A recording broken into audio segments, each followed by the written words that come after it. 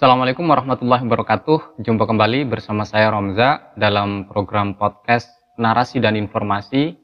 Kali ini kami mengundang Bapak Setiaris, biasa dipanggil Pak Yaris ya Pak ya? Yeah. Dari BMKG Nganjuk. Yeah. Karena beliau dari BMKG, tentu kita akan ngobrol tentang putar cuaca, mungkin juga informasi tentang gempa kayak gitu. Sebelumnya terima kasih Pak Yaris atas kesediaannya menghadiri undangan kami begitu. Sama-sama Mas Romza. Ya. Ya, ini kan sudah masuk sudah hujan gitu Pak di Nganjuk ya Pak ya. Hampir setiap hari ini. Nah, ini apa bisa dikatakan kita sudah memasuki musim hujan begitu ya Pak ya? Jadi sahabat Nadi, jadi kami informasikan bahwa untuk di wilayah Nganjuk ini sesuai dengan rilis yang sudah kita keluarkan, yang sudah BMKG keluarkan, itu pada bulan Agustus kita sudah merilis awal perakiraan musim penghujan. Itu untuk wilayah Jawa Timur paling cepat itu di bulan September. Nah, wilayah mana aja untuk bulan September itu? Salah satunya di wilayah selatan Gunung Wilis itu jatuh di bulan September. Kemudian untuk di wilayah Nganjuk sendiri itu untuk awal musim hujan itu jatuh di bulan Oktober, Dasarian 2 dan Dasarian 3. Jadi di BMKG itu kita memakai istilah Dasarian Mas. Oke. Jadi per 10 hari. Nah, suatu wilayah dikatakan kapan dia memasuki musim hujan itu jika curah hujan dalam satu dasarian per 10 hari. Per 10 hari. Itu curah hujannya jumlahnya 50 mm. Diikuti dasarian berikutnya. Nah, untuk di wilayah kita, di wilayah Nganjuk, itu jatuh di Oktober Dasarian 2, itu untuk wilayah Nganjuk bagian selatan, di sekitar Gunung Wilis. Kemudian untuk di wilayah tengah dan utara Nganjuk, itu jatuh di Dasarian 3. Dasarian 3. Nah, hasil dari pantauan kami di BMKG Sawahan, untuk pengamatan di Sawahan, untuk BMKG Nganjuk untuk pengamatan di Sawahan itu pada bulan Oktober ini itu curah hujan dalam satu dasarian itu sudah mencapai 69,5 mm. Artinya jadi, di atas batas minimal itu tadi. Artinya untuk dikategorikan dalam musim hujan itu sudah bisa. Nah, akan tetapi juga perlu kita lihat juga untuk dasarian berikutnya bagaimana gitu.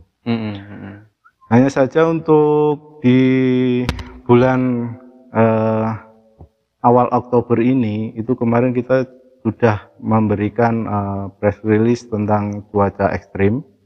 Itu hujan di bulan Oktober ini selain dipengaruhi oleh memang kita sudah memasuki awal musim penghujan, itu ada fenomena atmosfer yang menyebabkan curah hujan lebih intens. Nah, salah satunya itu adalah adanya MGO dan gelombang Rossby. Itu bisa, kalau bahasa sederhananya kira-kira apa Pak? Biar kita lebih mudah memahami dan juga masyarakat begitu. Oh gitu. Jadi kalau bahasa sederhananya begini, MGO itu pergerakan awan hujan yang berasal dari Samudra Hindia menuju ke Samudra Pasifik. Jadi arah pergerakannya itu dari barat ke timur. Kemudian gelombang Rossby itu kebalikannya. Jadi dari Samudra dari Pasifik ke Samudra Hindia. Nah, dua gelombang atmosfer ini jika melalui suatu wilayah, minimal kalau tidak terjadi hujan pasti mendung gitu. Jadi tutupan awannya juga banyak di suatu wilayah. Itu kalau tidak terjadi hujan. Tapi jika dua ini berkolaborasi jadi satu ketemu, nah itu membuat suatu wilayah itu akan curah hujannya akan bertambah. Gitu. Okay. Kalau untuk di wilayah Nganjuk itu sudah sering mengalami hal yang demikian atau seperti apa? Nah, jadi untuk fenomena gelombang atmosfer itu dia punya siklus periodik ya. Jadi nggak setiap bulan dia terjadi, tidak. Hanya saja untuk di tahun ini kemarin kita merilis untuk awal musim hujan tahun ini memang maju 2-3 dasarian. Artinya maju 20 hari sampai 30 hari atau 1 bulan. Normalnya di wilayah Nganjuk itu untuk awal musim hujan itu jatuh di November. November ya? Ya, karena berarti ini kemarin ada fenomena global, salah satunya kondisi Samudra Pasifik juga mendukung. Jadi saat ini memang lagi berlangsung La Nina. Jadi walaupun intensitasnya lemah, tetapi sangat mempengaruhi curah hujan yang turun di wilayah kita. Artinya di Nganjuk maju ini ya musim hujannya dari perakiraan awal November tadi ternyata Oktober sudah masuk ini. Gitu. Iya, jadi di Oktober dasarian 2 ini sudah mulai memasuki musim penghujan. Iya. Selain itu juga untuk wilayah Jawa Timur ini di suhu muka lautnya di sekitar Jawa Timur juga masih kondisinya hangat.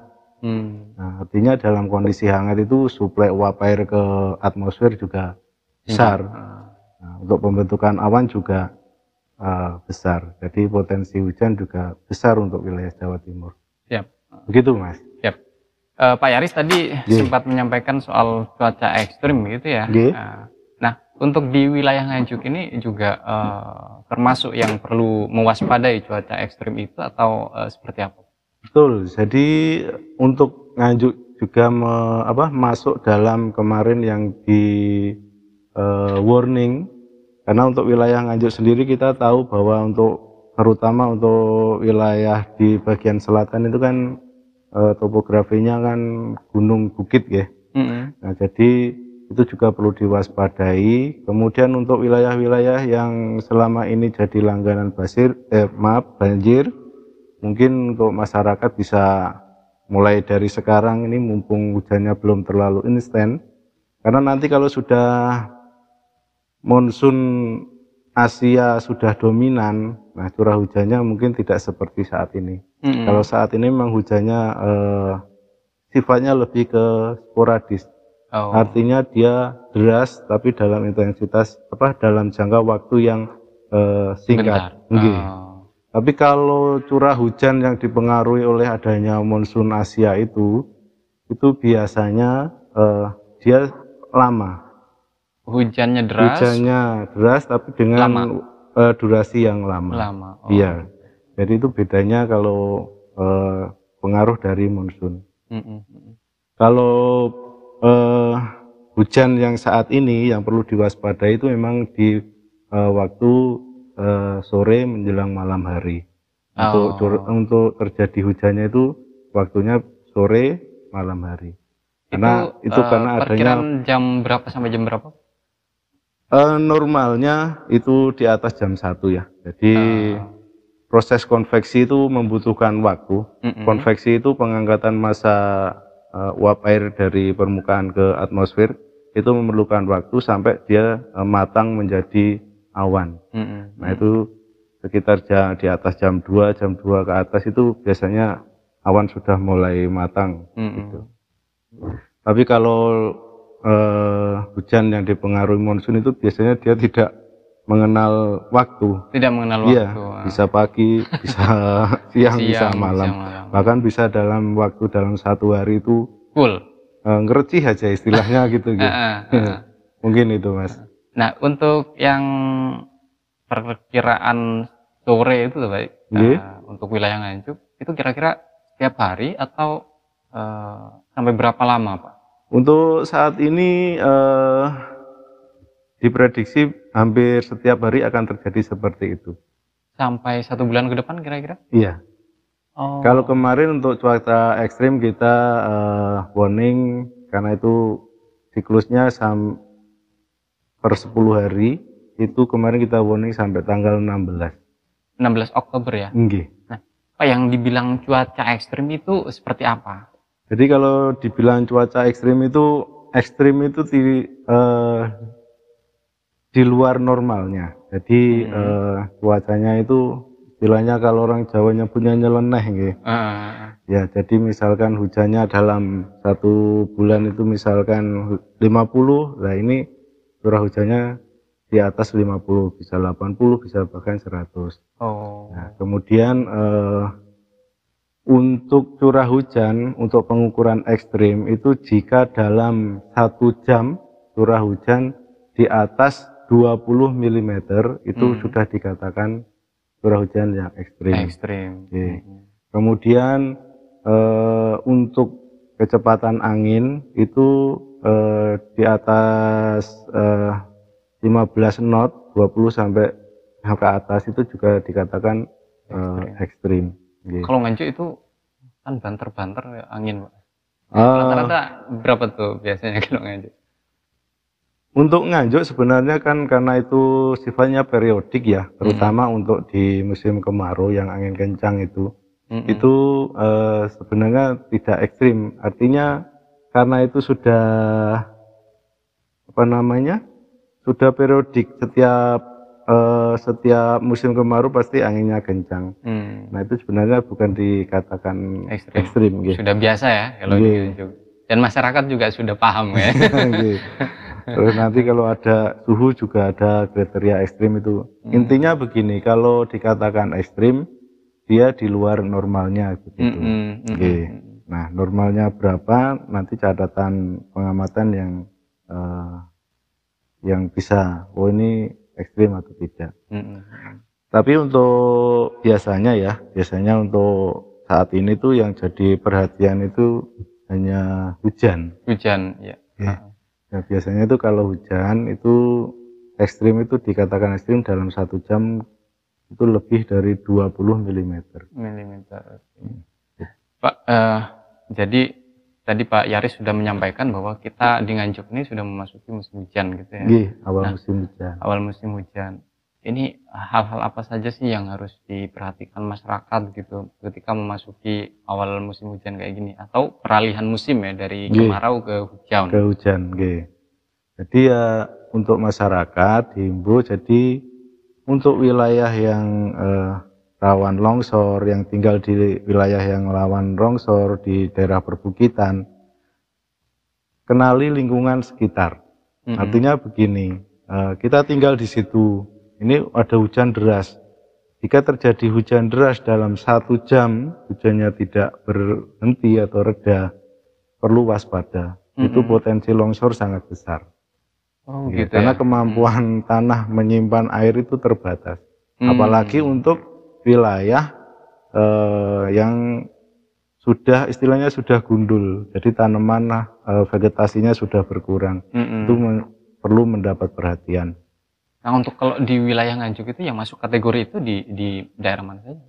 Untuk Nganjuk itu di daerah selatan ya, daerah Ngetos, daerah Sawahan, itu yang perlu waspada. Terus daerah Loceret arah ke mana? Loro Kuning. Kebajulan itu ya. Kebajulan, nah itu perlu diwaspadai.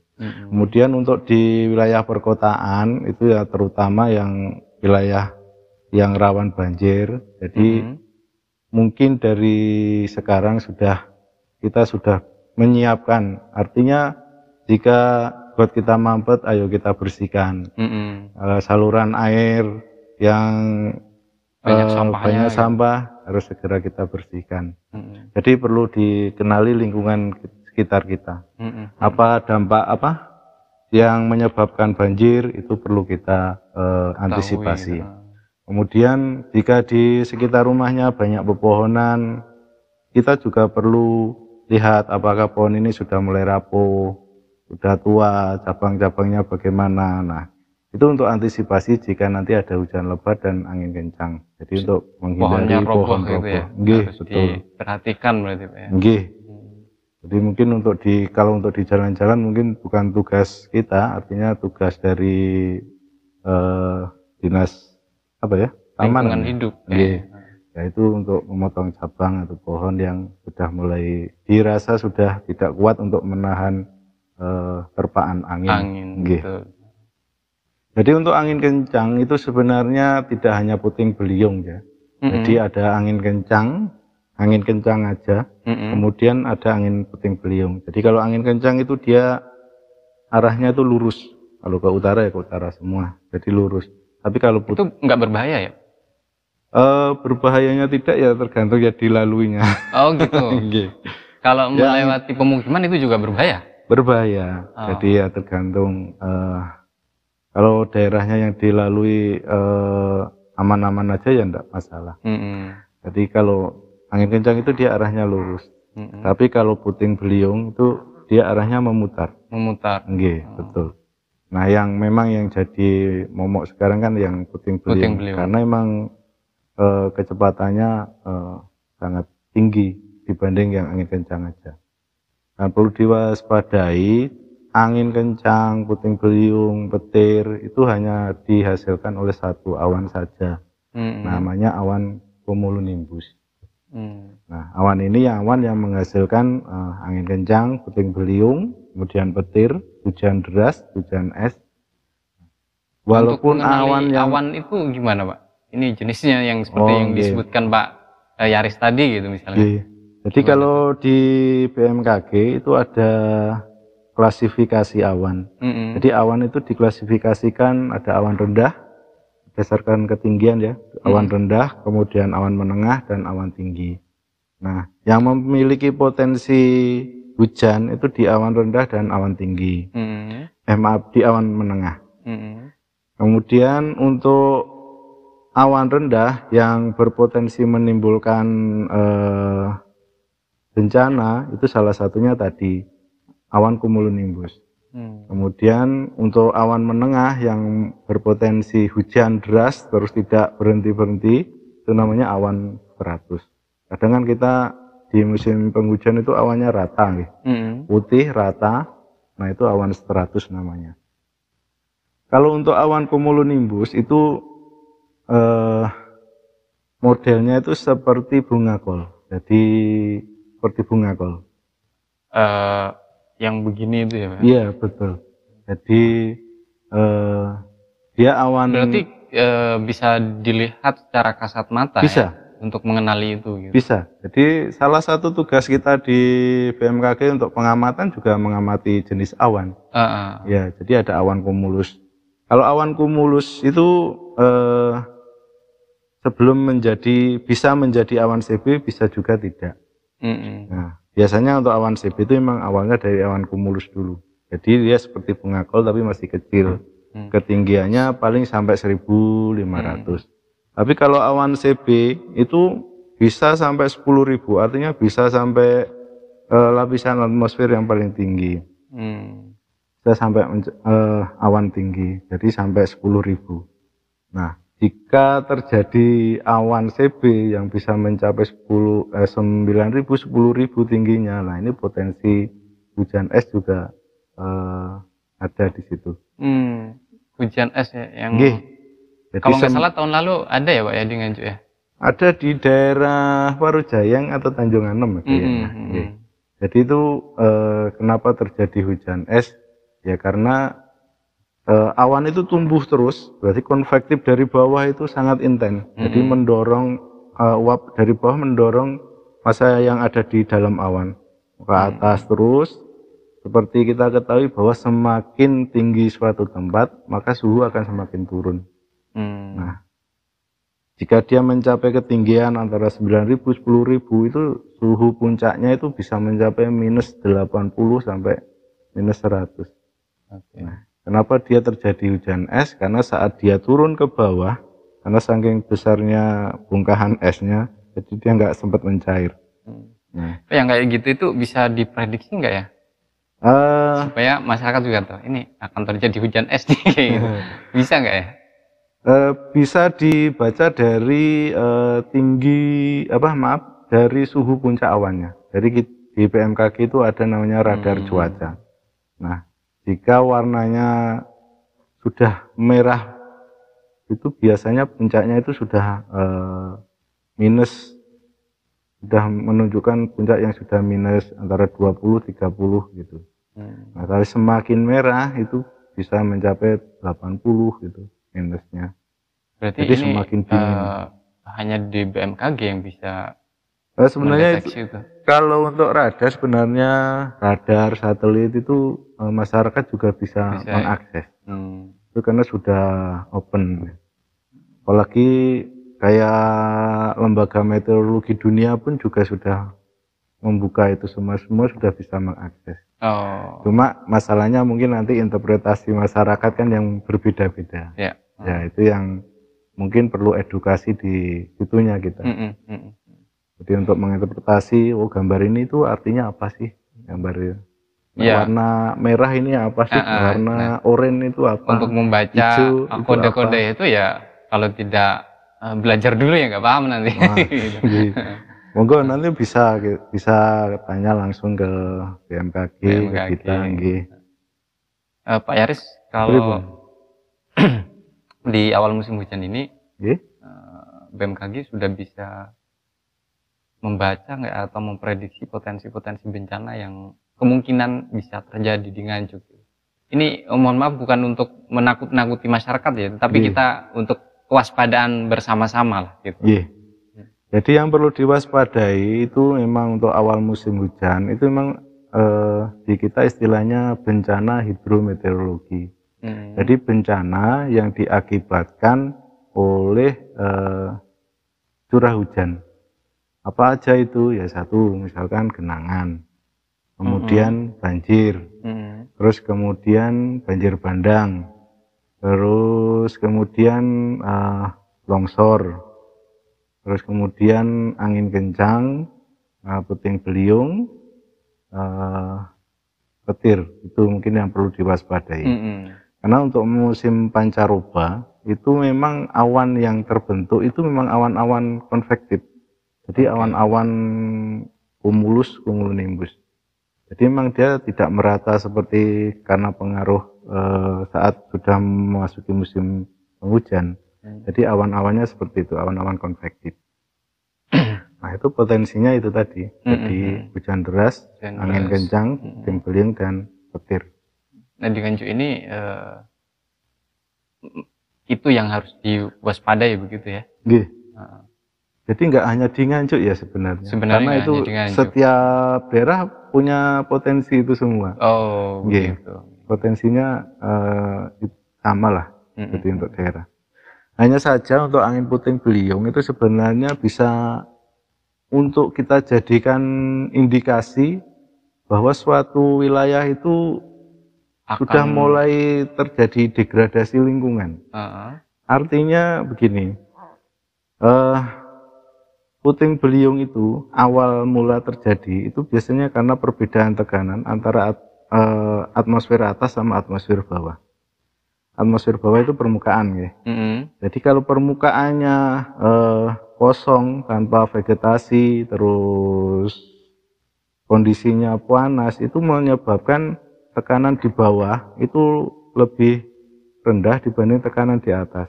Akhirnya angin yang dari atmosfer atas masuk ke wilayah bawah, semakin besar perbedaan gradien tekanan, anginnya juga semakin besar. Semakin besar. Iya. Istilahnya kalau kita pernah isi air di ember, isi air di ember kalau kita gerojok sama kalau kita kasih selang kan beda ya. Jadi kalau kita ngisi kan pasti ada putaran. Kalau kita gerojok putarannya kan semakin gulakannya itu kan semakin besar, semakin kencang. Itu seperti itu angin. Jadi semakin besar perbedaan gradien tekanan itu, angin yang dari atas samping akan masuk ke situ semua. Makin besar ya makin kencang. Akhirnya bertemu dalam satu titik, akhirnya muter. Kalau di Nganjuk itu bisa dipetakan, Pak? daerah-daerah yang seperti itu? Dipetakan sebenarnya bisa dilihat dari hutannya jadi. Jadi hutannya kalau hutannya sudah mulai gundul, sudah mulai itu perlu diwaspadai. Maka kan Berpotensi jarang puting beliung itu terjadi di hutan itu jarang. Karena kalau dia terjadi di hutan, banyak vegetasi di luar, di sekitarnya, pasti akan pecah anginnya. Pasti biasanya kalau nggak di lapangan, di sawah, iya. Itu awalnya pasti dari situ. Cuma nanti Kan awalnya di sawah misalnya, Pak. Ini akan geser nih ke pemukiman gitu ya. Nah, itu tergantung dari kondisi wilayah lingkungan sekitar. Ya. Karena kan intinya dari meteorologisnya itu perbedaan tekanan. Jadi artinya dia itu untuk menyeimbangkan. Dia itu aslinya ingin menyeimbangkan diri.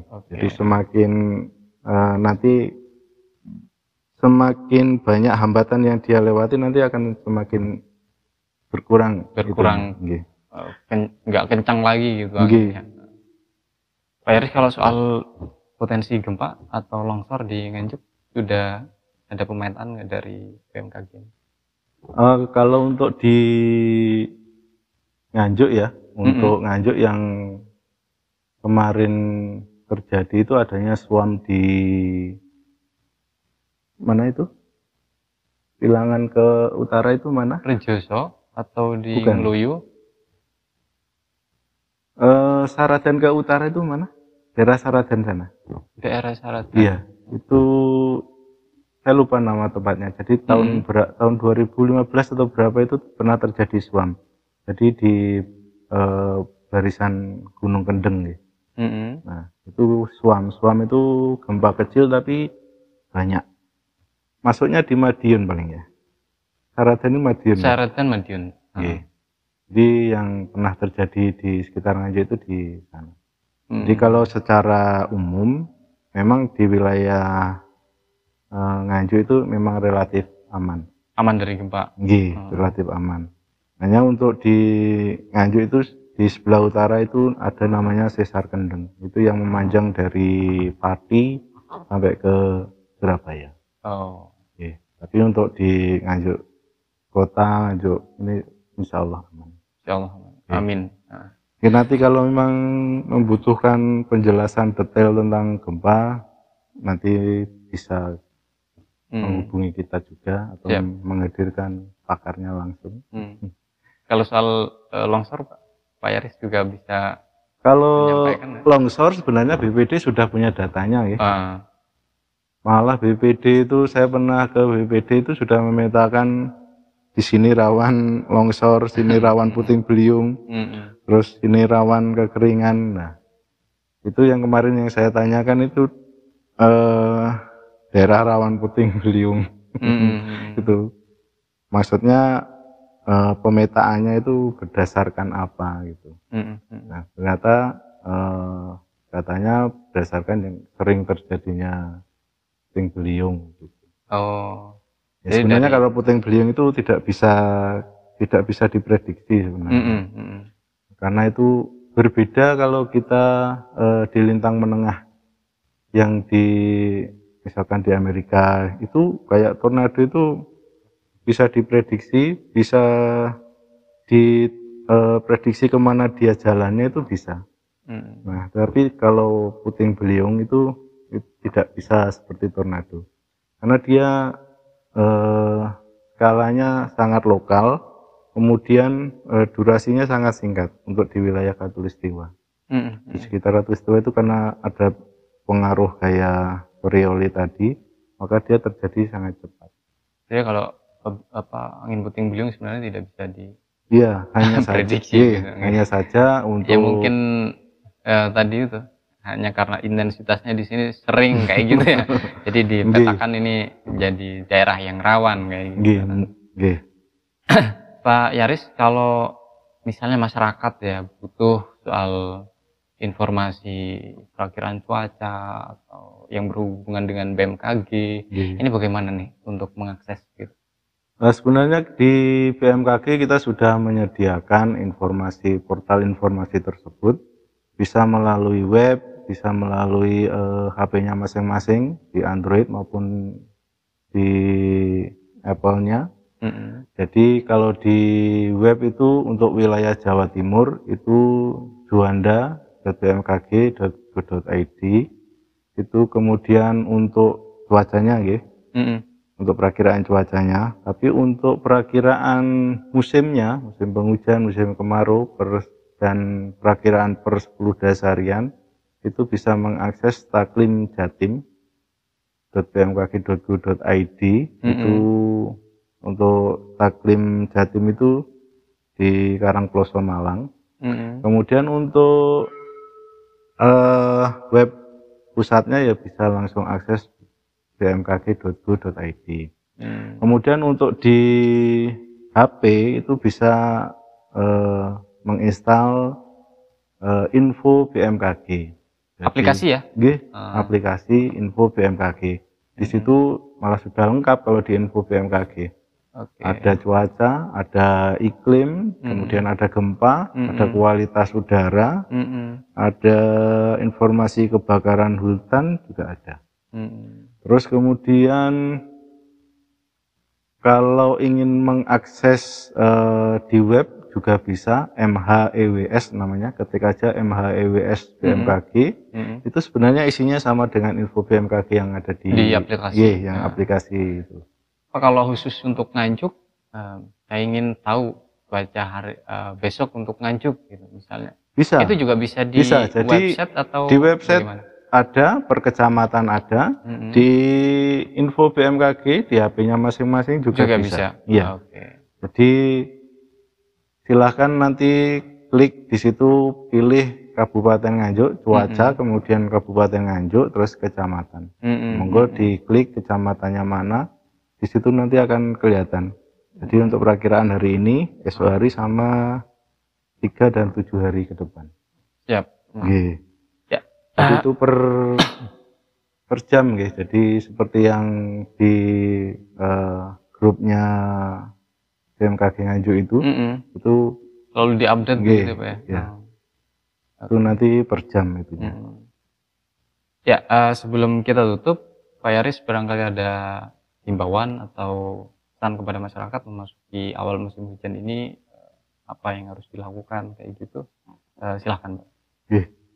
Baik, sahabat Nadi, menghadapi musim penghujan tahun ini, terutama untuk wilayah yang rawan bencana, yang rawan akan bencana hidrometeorologi terutama, kenali lingkungan masing-masing, kemudian selalu update informasi dari instansi yang terpercaya.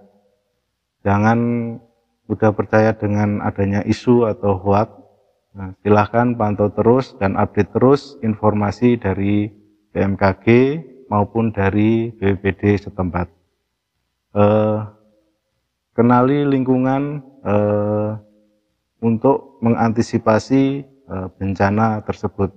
Untuk wilayah yang rawan longsor, untuk wilayah yang rawan banjir, monggo dari sekarang harus sudah kita persiapkan. Mungkin itu aja. Siap.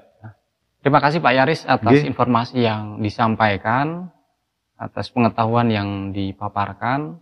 Menurut saya informasi yang disampaikan Pak Yaris ini penting untuk diketahui masyarakat. Mungkin nanti bisa disambung lagi, Mas. Amin. Siap.